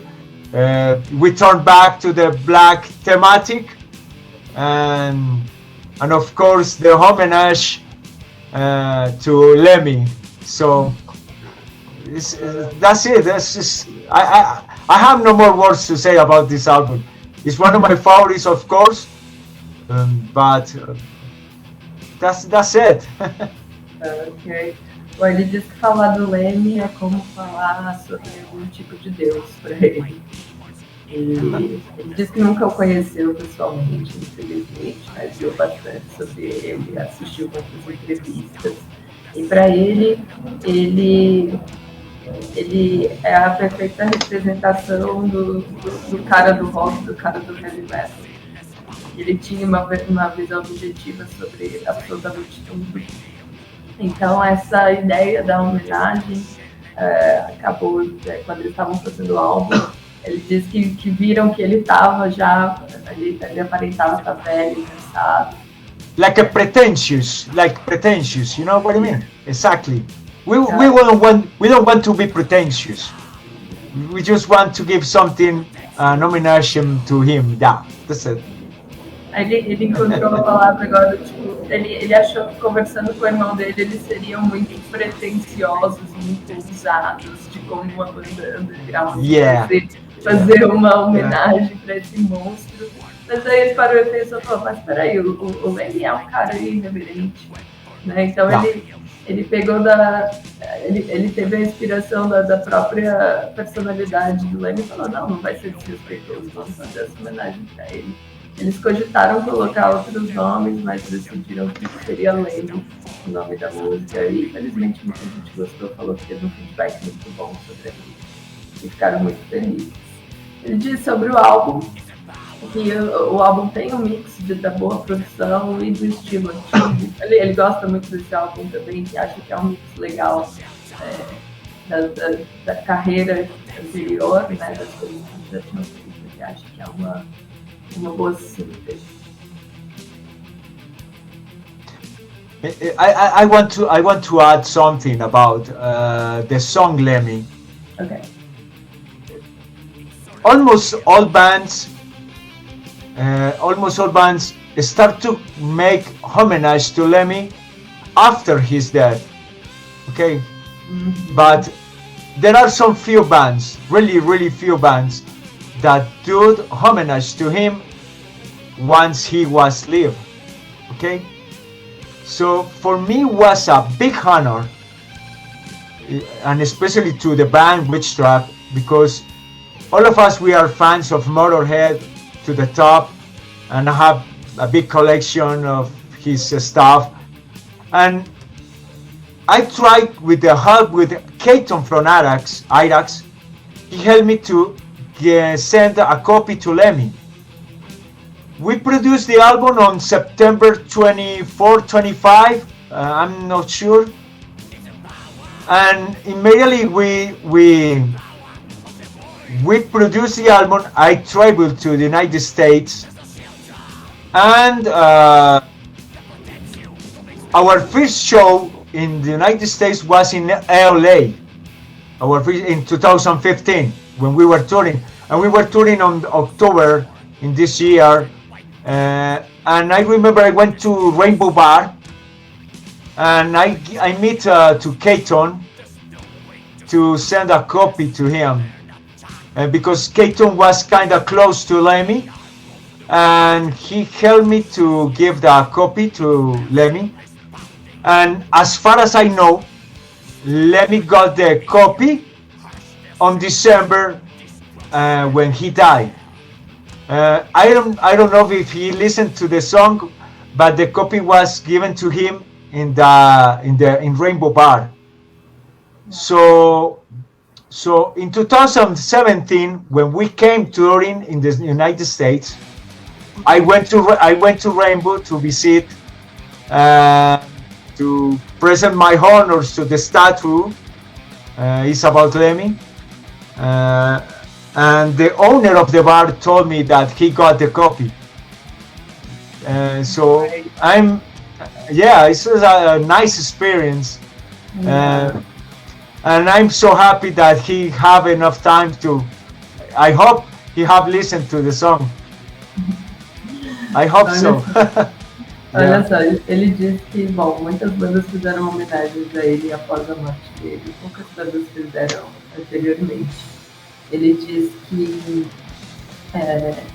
através do Keaton, do Hyrax, yes. ele conseguiu, bom, ele conversando com ele falou, pô, me dá uma cópia que eu vou tentar entregar para ele. Ele falou que ele era um tanto próximo ao Lemmy. E ele disse que foi em 2015, o primeiro show dele foi em Los Angeles. Ele encontrou o Keaton lá e deu a cópia para ele. Ele disse que soube que ele pegou a cópia do disco no mesmo mês que ele morreu. Ele disse que não sabe se ele ouviu, mas os caras do bar, do Rainbow Bar, falaram pra ele que ele pegou. Então ele tinha. Bacana, né? É importante que ele entregou. Yeah. It was a very, very nice experience. Yeah. Ô, Hugo, em 2020, o Witchtrap lançou o álbum aqui, ó, Evil Strikes Again, durante a pandemia. A pandemia do Covid-19 chegou a atrapalhar alguma apresentação da banda? Conta pra gente aí e fala pra gente a repercussão que esse material tá tendo aqui.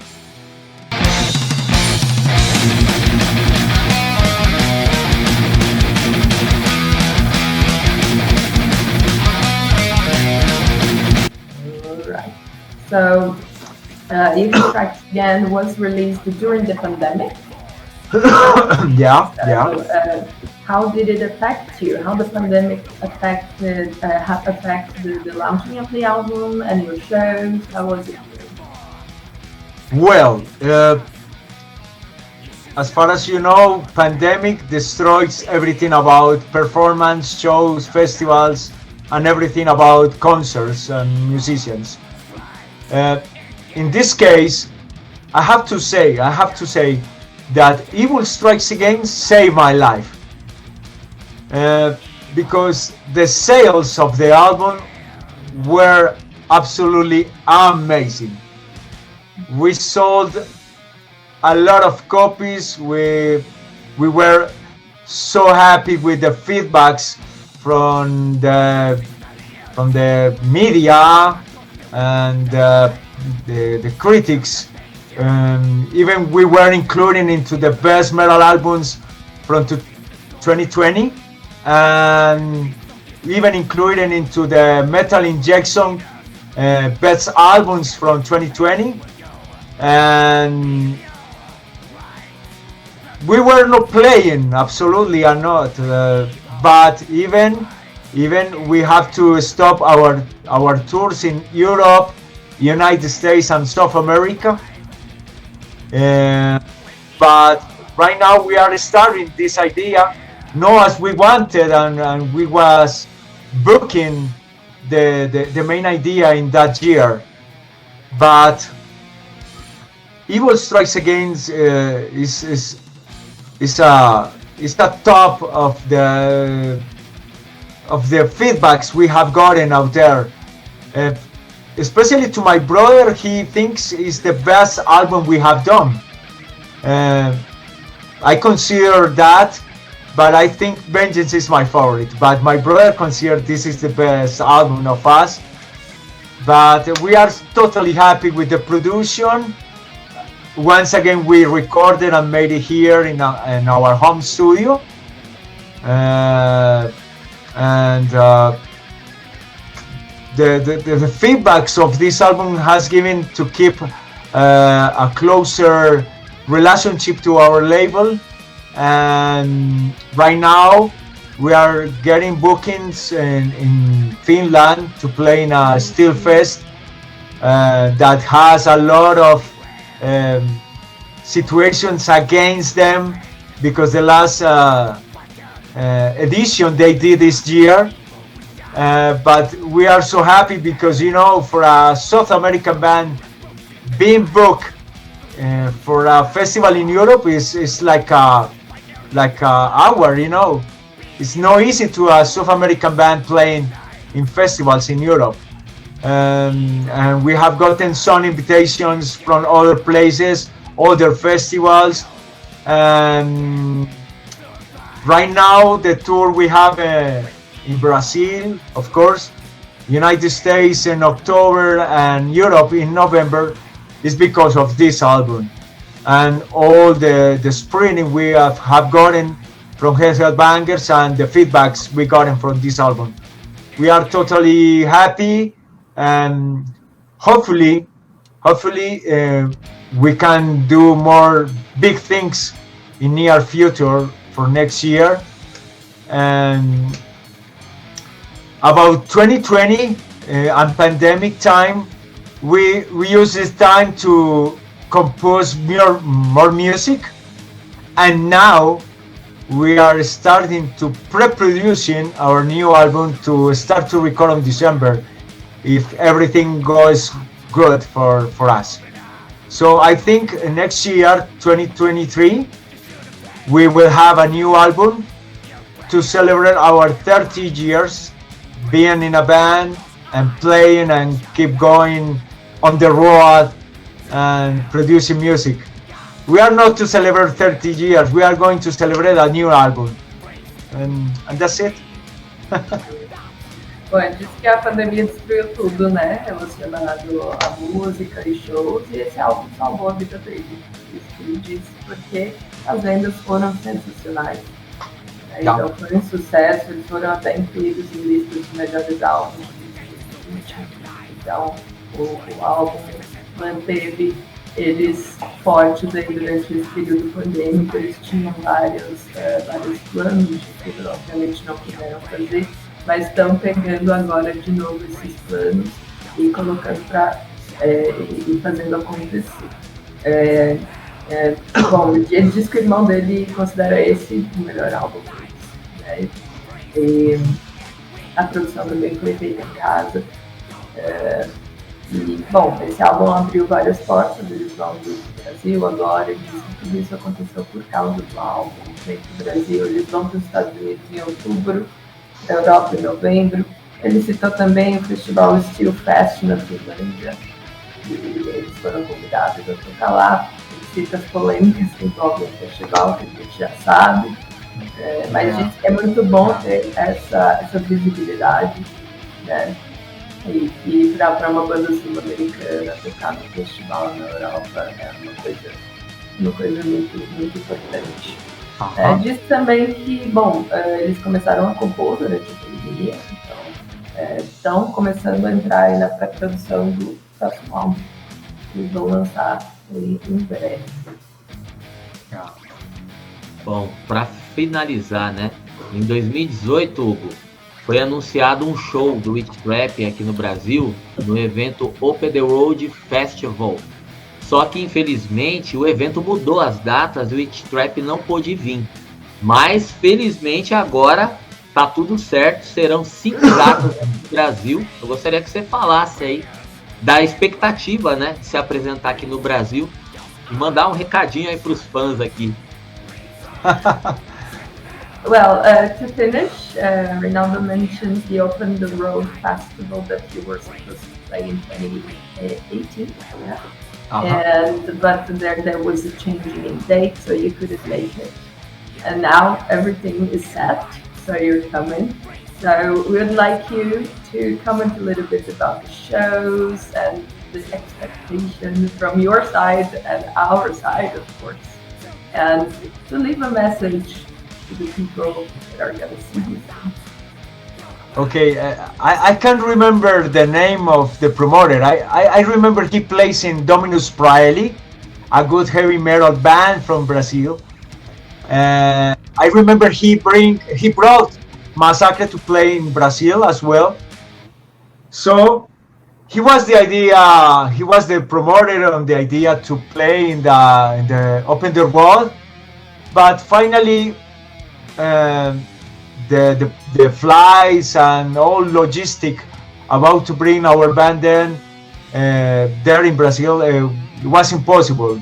So right now being in this idea with Alan, he shows a lot of interest as the guy of Dominus Praeli made it too.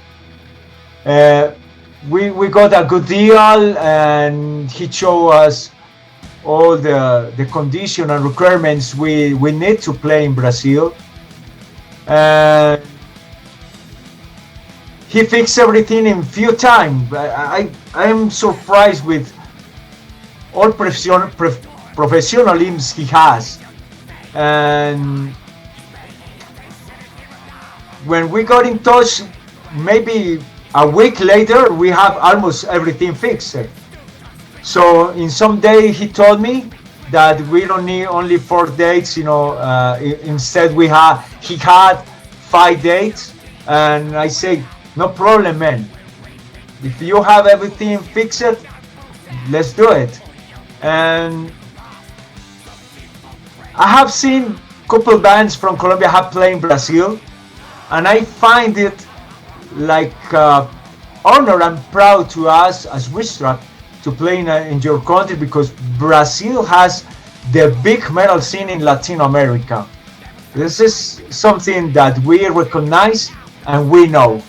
And you have a big band that all people remembers in the mainstream, and not needed to mention, but for us, as I told you, it's a honor being in Brazil. I know that Nevirus, a black metal from Medellin, Massacre, even Athanator have played in Brazil, and for us it's amazing. We are so expecting, because we know the energy of the people from Brazil when the bands play there is fucking crazy and emotive, and enthusiastic. I have seen a lot of videos when people raise their hands, sing and mosh pit and everything about. And for us, more than expectatives, we are so in backs a big responsibility to give you an amazing metal show in all these 5 dates we are going to play, cities, and it's so great. We know what we can give you on stage, but we know it's Brazil, and Brazil for us is something amazing. I think it's one of the best shows we are going to have in our metal musician careers, and we know and we want to give you the best experience with our band and our music, and we want to share all our energy, all our friendship, and obviously some beers with all of you there. And we want to meet all of you. I have good friends in Brazil since long time ago, of course, because of Facebook, Instagram, and social medias that make possible to get closer to our fans. And now they are no fans, they are our friends, such as you guys. So hopefully this time we are going to share with you. We get more closer friendship and have good times there. Yeah. Well, ele disse que não lembra o nome do produtor do Open the Road. É o Silvio, da banda Dominus pra L. Yes, Silvio. Yes. Yeah. Bom, mas disse que foi impossível por questões de logística fazer acontecer aquele show. E agora eles estão com essa ideia com o Alan. Ele elogiou muito o Alan, falou que ele apresentou todas as condições, que foi muito profissional. A gente sabe que ele está fazendo um trabalho extraordinário na cena aqui de São Paulo, né? Não só de São Paulo. E ele disse que levou, quando eles começaram a conversar, levou praticamente uma semana só para tudo ser resolvido. Assim. Então, ele disse que tem muito orgulho de estar vindo para cá, tem poucas bandas da Colômbia tocaram aqui no Brasil. Ele disse que o Brasil tem a maior cena underground, a maior cena metal aqui na América Latina, que é um prazer para ele. Disse que viu vários vídeos do show aqui no Brasil. Está muito ansioso, também está apreensível com a responsabilidade, porque quer entregar um show, o melhor show possível. Ele diz que o Brasil é incrível e ele sabe que vai ser um dos melhores shows da carreira. Né? Então, muitos amigos aí que ele fez online, através da internet, e está ansioso para conhecer também. E a expectativa tá grande.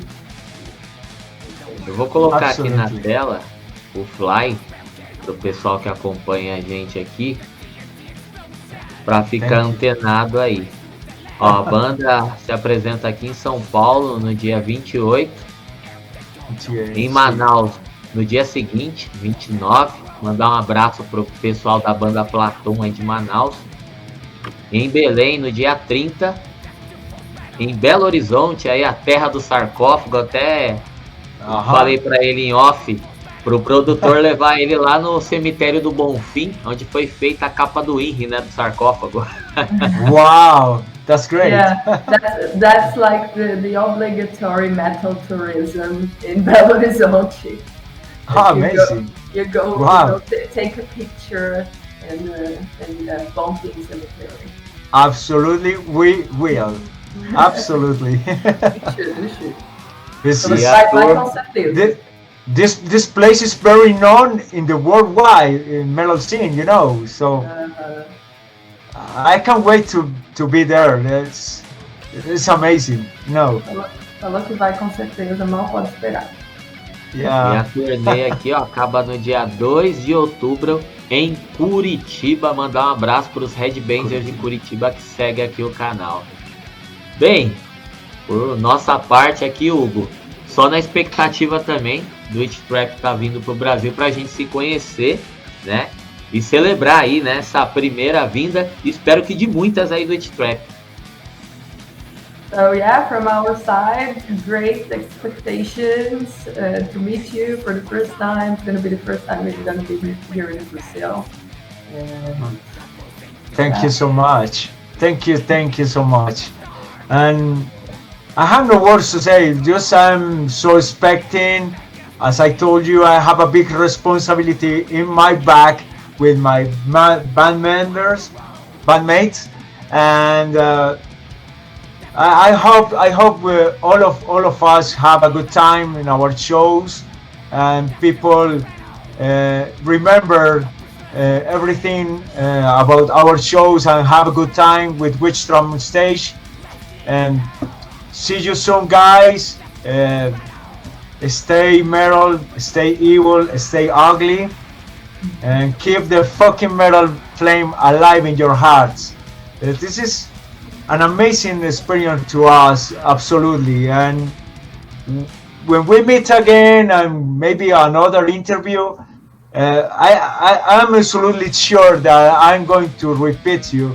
This is the best experience to us in Witchtrap when we play in Brazil. And hopefully we can come back to your country and share time once again after that time.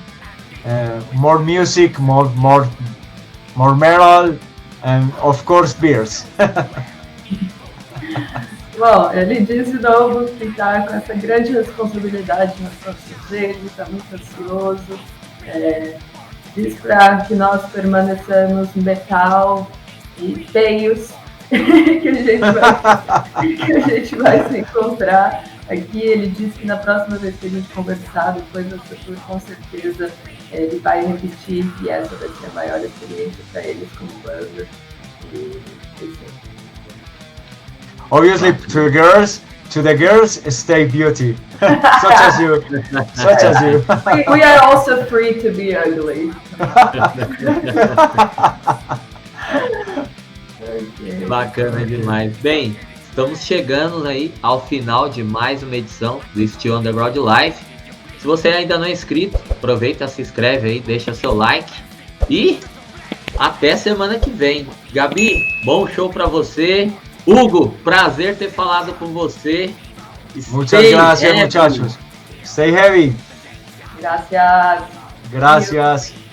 Valeu, muito obrigado. Evil.